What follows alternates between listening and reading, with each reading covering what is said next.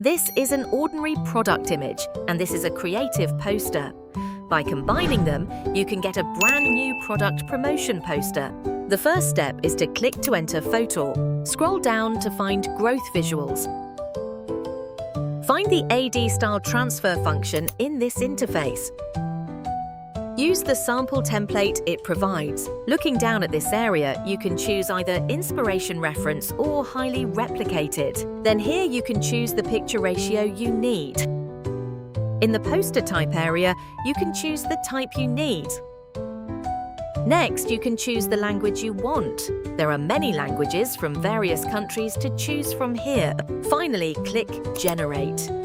A creative poster has been generated. You can view the before and after comparison effect through the small icon at the lower right corner of the picture.